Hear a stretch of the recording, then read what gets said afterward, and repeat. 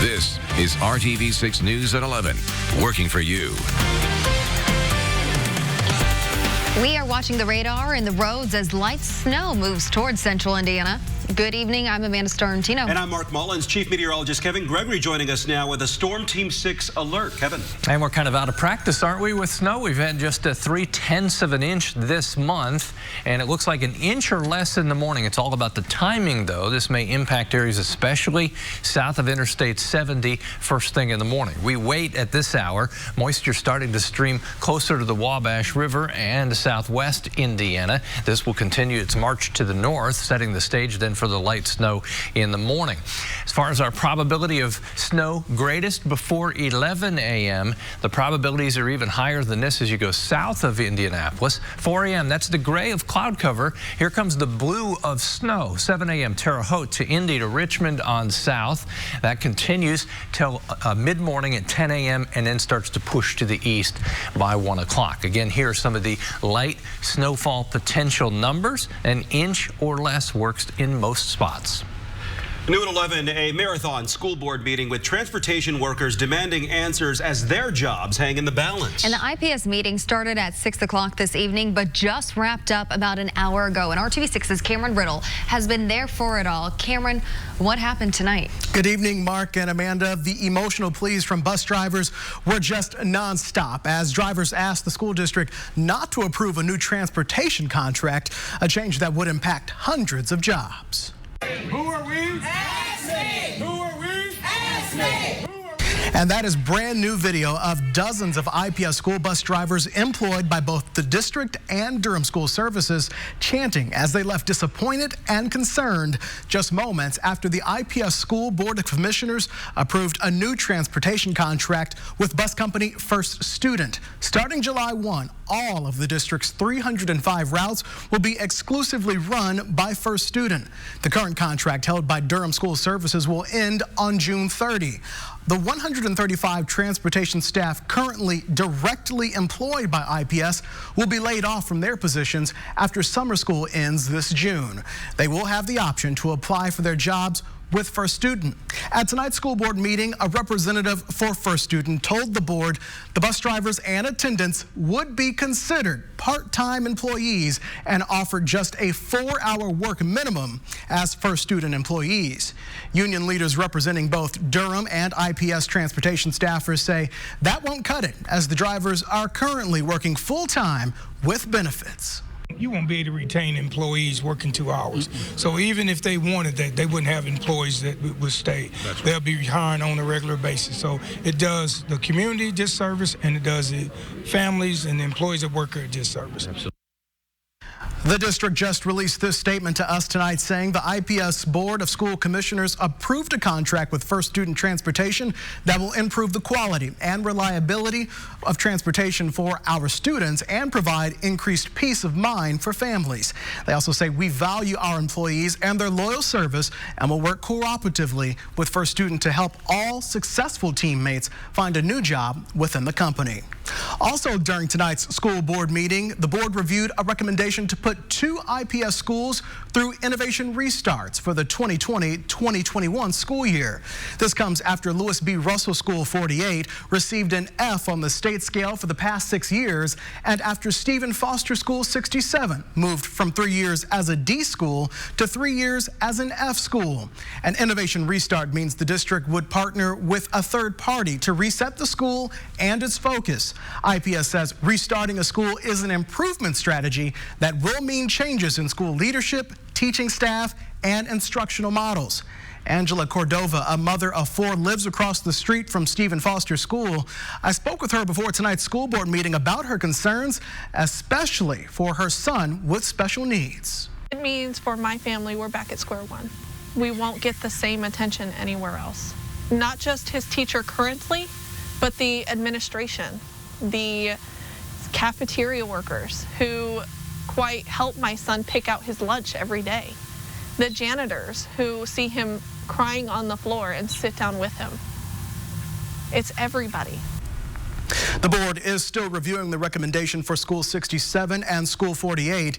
The IPS School Board of Commissioners will vote on that resolution next month. Amanda?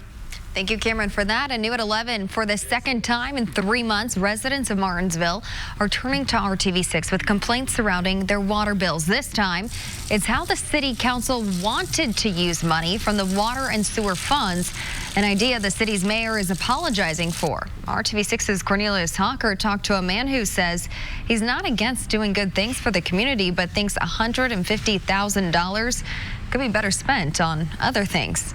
Fred Wagner tells me he understands cities sometimes spend money to improve quality of life for the people living there. I think entertainment's a good thing for the community.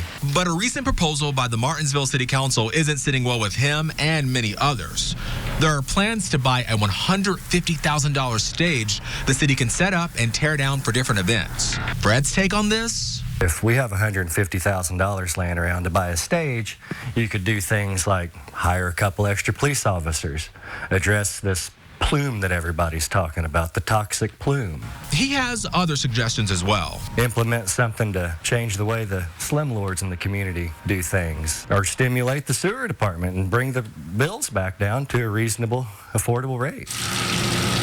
Public backlash to the proposal comes after water bills for people living in Martinsville more than doubled last fall. Some of that money goes into the water and sewer funds. Those funds are where the city had planned to cover 30% of the cost of the new stage. They have $45,000 to throw around on the sewer department to buy a stage. I don't really see why I'm paying a water bill between $200 and $300 a month. Fred says to him and many others, things just aren't adding up. And when it comes down to it, he just wants city officials to be transparent with him and those in the community.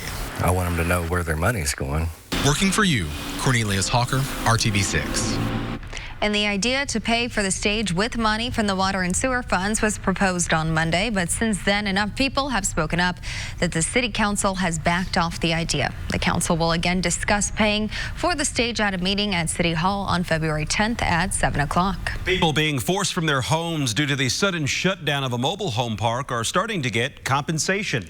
They told me when I moved in here, I would be here till whenever, till the day I died. Today, the Attorney General's office delivered checks to residents of the I70 mobile home park. Those homeowners first reached out to RTV6 for help back in August after receiving notices to leave the property by October. Well, after several of our reports, the Indiana Attorney General's office issued a restraining order against the landowners. The AG's office also ordered the owners to pay residents for mobile homes that could not be moved. If the government hadn't stepped in, we'd have probably really got screwed over pretty good. Everybody had to move and had nothing to move with. I mean, it still don't cover the full cost of what we have invested in the trailer, but it's better than just leaving with zero. Staff members from the Attorney General's office plan to return to the mobile home park tomorrow. You can find a full timeline of our reporting on this situation on our website, theindychannel.com. If you feel powerless against a landlord, a company, or a government agency and need help getting action, contact us at workingforyou@rtv6.com. A new group of Indiana lawmakers will work together to pass legislation in the fight against a deadly epidemic. Today, Indianapolis Representative Vanessa Summers launched the Maternal Health Caucus. Indiana's maternal mortality rate is the 3rd highest in the country. The infant mortality rate is the 7th highest. The caucus will study and present solutions to the issue. Representative Summers is already proposing a statewide postpartum plan. We know that women are dying within that year. They have the baby, and then within that year, they're dead. You know, death is final if you don't come back, and all there are memories. Summers says the caucus is bipartisan. New legislation is expected to be introduced starting next year. New at 11, a man accused of shooting at IMPD officers during a chase is off the streets tonight. Police arrested Kevin Brewer today in connection to a pursuit on Wednesday afternoon through the north side. Investigators say at least one shot was fired at officers. Fortunately, no one was hurt. Brewer faces an attempted murder charge tonight. IMPD and federal law enforcement agencies say they're working together to fight crime by focusing on a small number of people responsible for violence across Indianapolis. Leaders met today to discuss the latest efforts. The Crime Gun Intelligence Center is one way officials are combining resources in order to catch criminals. We told you earlier this month the lab pieces together the evidence left behind every time a gun is shot. If you are pulling a trigger, shooting at another human being, shooting at a car, shooting at a house, pulling a trigger, you're a danger and you should be targeted. Trigger pullers, as we know, continue to pull the trigger until they murder somebody or until they're arrested themselves. Officials say the center has helped remove 339 violent individuals and 254 guns from the community. The racing world and central Indiana community continues to mourn the loss of John Andretti. He died today after a long battle with colon cancer. John Andretti competed in 12 Indy 500s, but most of his success in racing came in NASCAR. He earned his first career win at the July race at Daytona. Andretti also made a huge impact away from the track, creating Race for Riley in 1997. The annual go-kart competition has raised nearly $4 million for Riley Children's Hospital. John Andretti was 56 years old. Know what you need to know, but don't overreact or certainly go into panic mode by any means. Coming up, prepared but not panicked. The precautions Central Indiana hospitals are taking against the coronavirus as the outbreak is now declared a global emergency. I can't wait at the corner of College and 86th Street waiting for a transfer with 2 children for 20 minutes. Recent Indigo changes are already impacting families, and more changes are in the works. Why the transportation system says new routes and upgrades will be better for riders in the long run. We'll be right back. Dream Mattress Studio at Value City Furniture. This is RTV6 News at 11, working for you. Big changes are on the way for some Indigo routes as part of a system-wide overhaul. Working for you, RTV6's Megan Sanctorum finds out why the changes are being made and why some riders say it will impact their commute. Megan Sullivan and her family use public transportation regularly. Husband's used Indigo to commute from Broad Ripple to downtown for work, and I've utilized it with my 2 children to go to the Children's Museum, the Keystone Fashion Mall, the Nora Library. She says she loves being able to rely on Indigo buses to get around town. So we made a conscious decision to be a 1-car family, which is both eco-favorable and economically favorable, and one of the main reasons we were able to do that is because we're really close to actually 4 bus stops. But recent route changes that now require transfers have made it a little more challenging for her. If I'm carrying 2 children or 1 child and another child, it's a really big inconvenience. Those changes went into effect with the Red Line, and they're part of Indigo's larger plan to move to a grid-based route system. It'll make transfers a lot easier, and we'll have a lot more frequent service. Leaders with Indigo say the plan will help increase efficiency for riders. It'll allow for a lot more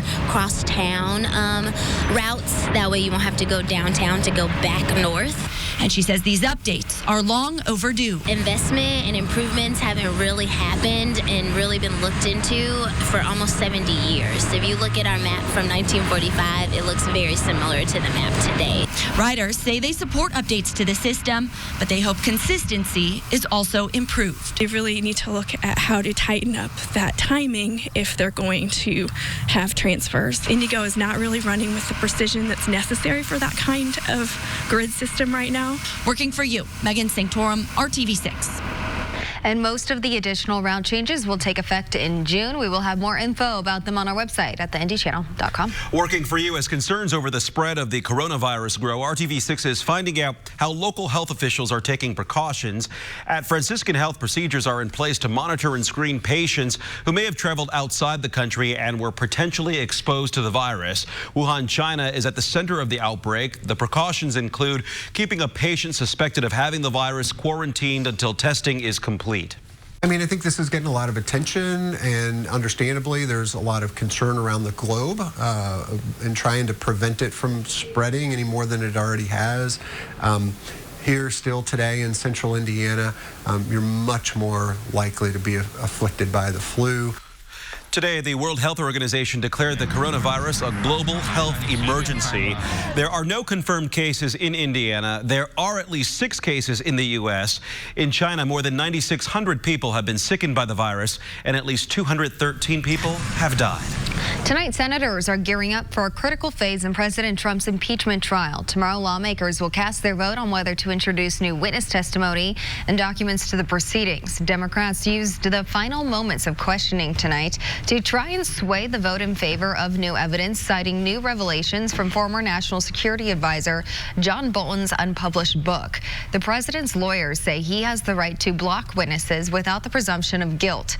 The decision about witnesses will likely come down to 4 undecided Republican senators. If that measure is rejected, the Senate could vote on the articles of impeachment as early as tomorrow. Well, we'll talk about our morning snow here in 1 second. I just want to make sure that you're aware temperatures will be back in the 50s starting Sunday. Sunday, Monday, and Tuesday, 3 warmest days within the forecast. Now, we've got some work to do. 38 tomorrow. Saturday, temperature jumps to 43. Then we're at 53 on Groundhog Day. And Sunday's forecast comes with sunshine. That's a real bonus. Light snow tomorrow morning. Interstate 70 to the south as we get 7, 8 a.m. And most of this will be light snow, an inch or less of accumulation. At the bus stop areas south of Interstate 70, 30 degrees, the light snow in that 7 a.m. time window. This is 7 a.m. here. You can see along and just north of Interstate 70 in the western portion of the state, and then from I70 south, 7 a.m. Take it to 10 o'clock in the morning in the back edge from, say, Spencer to west of Indianapolis toward Greencastle up to Kokomo and Marion, and then that pushes to the east as we go into the afternoon hours. We begin melting any snow that may have accumulated and get ready to move on for the weekend. There's your snowfall potential. Very little to the north and an inch or less as you go from Indianapolis to the south, and that's confined to the morning hours. In the afternoon, lots of clouds. We don't really break through that. Temperatures will be in the upper 30s. Storm Shield app is free, very helpful, as well as the RTV6 app whenever we have active weather, and it won't be long. We'll be talking about springtime storms. Temperatures during the day tomorrow slightly above average in the upper 30s. As we go to the weekend, 20% chance we'll see any wintry mix in the first half of Saturday, then dry. Temperatures make a nice 10-degree jump on Sunday. Hourly forecast for your Saturday, 37 at noon, 43 the afternoon high. Lots of clouds. Then we open the door to sunshine on Sunday. That wind will kick up to 20 miles per hour through the day on Saturday. There are your temperatures, some spots falling just short of 40. Early next week, still a warm flow of air from the southwest. As we get to the middle of the week, the cool air will start to arrive once again.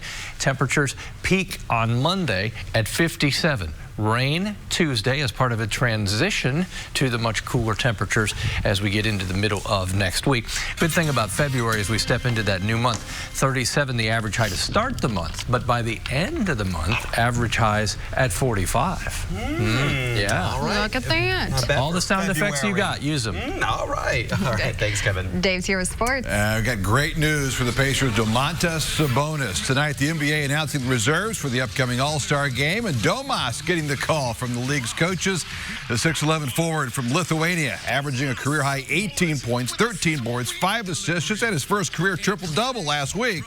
So congrats to Domas tonight. Well, good evening to you. It'll be a whole new look for IndyCar this season, and for Tony Kanaan, his last outside of the Indy 500. TK making the announcement at the Speedway today, his 23rd and final season, calling it TK Last Lap. He'll do a partial schedule for A.J. Foyt, driving the number 14, driving in the 5 oval races this season, beginning with the Indy 500 in May. You're very careful not to call this a retirement, because that's going to be... Because it's not. It's not a retirement. I don't think I'll ever call that, ever. Why is that? Because if you retire, you're putting a label that you can't jump in the race car again, and that's not going to happen. I will be that guy with the umber vision glasses saying, I can still drive like Mario does. So, no, I'm not going to call that. You said it was an easy decision. Why do you say that? It was an obvious decision, Dave. I mean, it's you know, you look back and you see the past couple of years how much we struggled, and then you go, the signs are up in the wall, you know, and it's not about me not be able to drive the race car. It's not about me physically. I mean, I'm in the best shape of my life, actually. I'm a lot better than when I started it. So it was just like, you know, 23 years. Lost sponsorship. What are we doing here? You talk about sponsorship. How much more difficult is it 23 years into this than it was your rookie season? Well, I mean, it's different times, right? When you talk about racing, you had the beer, the tobacco, all those companies that could dump a bunch of money. All the teams were healthy, the manufacturers and everything. It wasn't hard for me because we obviously compressed the schedule. We say we have 5 races. Can you do one? Can you do one? Can you do one? Because obviously it wasn't hard to find the 5 races, but it was impossible to find somebody to sponsor for 17, and that's why I'm not doing the full season. So it is hard. We're going to miss you in St. Pete for sure. Well, I'll be there. Indy 500 can't get her quick enough now, right? To see is it May yet? Is it May yet? Exact hashtag.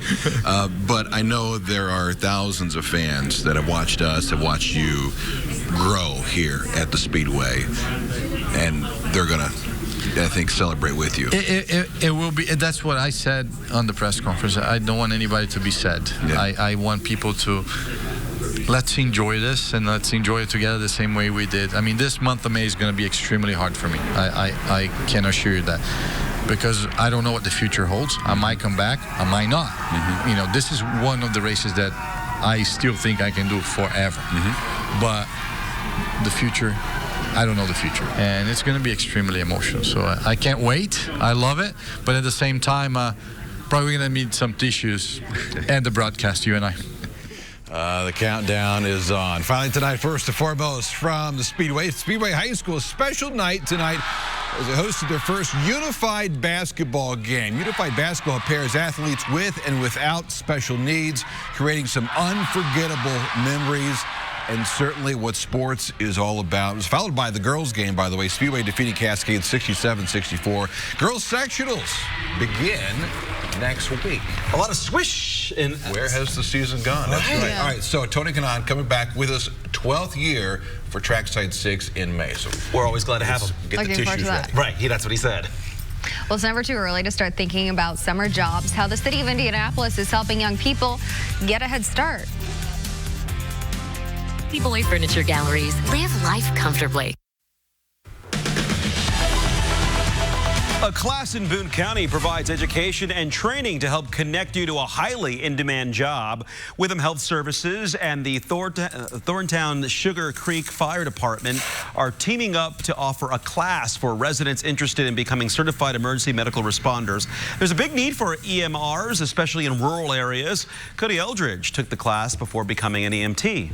It may be a transitioning point for you. If you've been kind of curious, I'd say it's a good stepping stone, especially if you're thinking about maybe becoming an EMT or a paramedic. It's a good place to start. Tomorrow is the last day to apply. The class costs $225 and goes from February 10th through March 20th. For more information, go to hiringhoosiers.com. Snow is in the forecast, but the city of Indianapolis is looking ahead to warmer days, at least when it comes to hiring Hoosiers.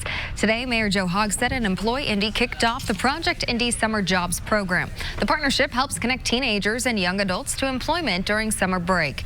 The importance of partnering with small businesses is being emphasized this year. Tease Me Cafe is one of several locally owned shops taking part in this program. We are really happy that our youth are eager to learn. They come in, they're ready to go. They're learning the sense of responsibility, getting items stocked, getting stuff clean, talking to our customers, communicating with other people on the team.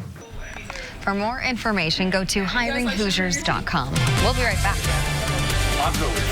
9 p.m. Saturday only at Ashley Home Store. Again, light snow in the morning, especially southern half of the state, an inch or less. But snow, we haven't seen a lot of that. Be ready for it. Snow it's at coming. this Don't be point. surprised by it. Don't look at me. You'll be the one ready for it, right? Boots Of and course. everything. Always. I've already got my boots on. I'm ready for it. Good Thanks night. for joining us tonight.